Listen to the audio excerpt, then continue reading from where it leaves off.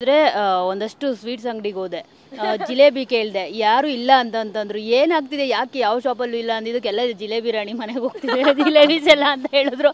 So ಅದ್ರ ಬಗ್ಗೆ ಹೇಳಿ, ಜಿಲೇಬಿ ಅನ್ನೋ ಒಂದು ಟೈಟಲ್ಲು ಆ ಥರದ್ದೊಂದು ಆಗುತ್ತೆ ಅಂತಲೂ ನಾನು ಎಕ್ಸ್ಪೆಕ್ಟ್ ಮಾಡಿರಲಿಲ್ಲ ಬಿಗ್ ಬಾಸ್ ಮನೆಯಲ್ಲಿ ನಾನು.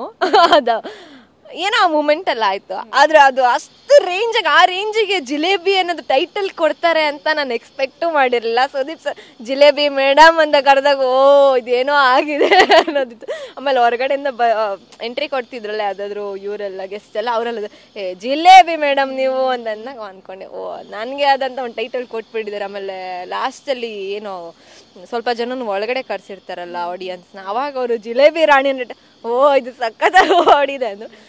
ಬಟ್ ಖುಷಿ ಇದೆ, ಕೆಲವೊಂದು ಟೈಟಲ್ಸ್ ನಾವು ಹೊರಗಡೆ ಬಂದು ನೋಡಿದಾಗ ಅವ್ರು ಏನು ಟೈಟಲ್ಸ್ ಕೊಟ್ಟಿದ್ದಾರೋ ಅದೆಲ್ಲ ನೋಡಿದಾಗ ಸಿಕ್ಕಾಬಡೆ ಖುಷಿ ಆಯ್ತು. ಅಂದರೆ ನಾನು ಅಲ್ಲಿಂದ ಇಲ್ಲಿಗೆ ಬಂದು ನೋಡಿದ ತಕ್ಷಣ ಅದನ್ನ ಎಕ್ಸ್ಪ್ರೆಸ್ಸೇ ಮಾಡೋಕ್ಕಾಗ್ತಿಲ್ಲ.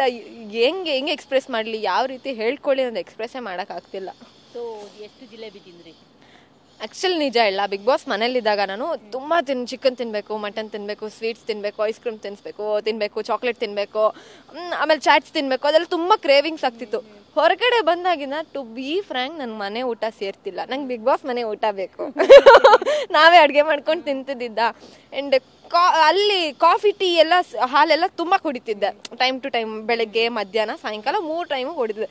ಇಲ್ಲಿ ಬಂದಾಗಿಂದ ಕಾಫಿ 1 ಟೈಮ್ ಅಷ್ಟೇ ಕುಡಿದಿರು. 4 ಡೇಸಲ್ಲಿ ಬರೀ ಒಂದೇ ದಿನ ಕಾಫಿ ಕುಡಿದಿರು. ಅಂದರೆ ಏನು ಇಂಟೇಕ್ ಆಗ್ತಿಲ್ಲ ನನಗೆ ಈ ಒಂದು ಕಂಡೀಷನ್ಗೆ. ಟ್ರಾವೆಲ್ ಗಾಡೀಲಿ ಹೋಗ್ತಿದ್ರೆ ಒಂಥರ ಫೀಲ್ ಆಗ್ತಿದೆ, ತಲೆಲ್ಲ ಸುದ್ದಂಗೆ, ಒಂಥರ ಹೊಟ್ಟೆಲ್ಲ ಇದಾದಂಗೆ. ಈ ವೆದರ್ ಸೆಟ್ ಆಗ್ಲಿಲ್ಲ, ನಂಗೆ ಬಿಗ್ ಬಾಸ್ ಮನೆ ಬೇಕು, ಆದರೆ ಸಿಗ್ತಿಲ್ಲ ವಾಪಸ್ಸು.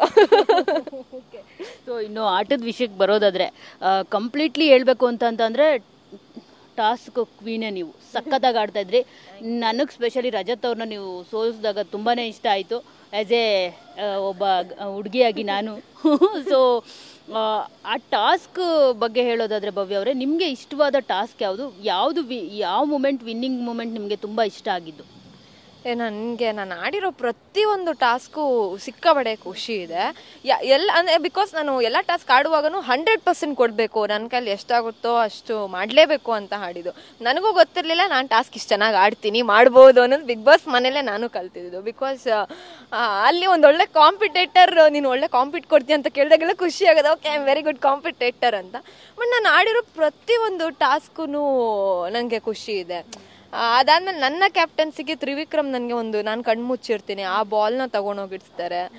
ಆ ಟಾಸ್ಕ್ ಅಂತೂ ಸಿಕ್ಕಾಬಟ್ಟೆ ಇಷ್ಟ ಆಗಿತ್ತು. ನಾನು ಹೊರಗಡೆ ಬಂದ ತಕ್ಷಣ ಆ ಟಾಸ್ಕ್ನ ನೋಡಬೇಕು ಅಂತ ಅಂದ್ಕೊಂಡಿದ್ದೆ. ಬಿಕಾಸ್ ನಾನು ಕಣ್ಣು ಮುಚ್ಕೊಂಡಿರ್ತೀನಿ, ಅವ್ರು ಯಾವ ರೀತಿ ನನ್ನ ಕರ್ಕೊಂಡೋದ್ರು, ಯಾವ ರೀತಿ ಬಾಲ್ ಇಡ್ಸಿದ್ರು ಅನ್ನೋದು ಕ್ವಶನ್ ಮಾರ್ಕ್ ಇತ್ತು. ಬಂದಿದ ತಕ್ಷಣ ನೋಡಿದೆ, it was very tough game ಅದು. ನಮಗೆ ಒಂಚೂರು ಒಂದು ಹಗ್ಗ ಅಲ್ಲಾಡ್ಸಿದ್ರು ಬಾಲ್ ಬೀಳೋದು.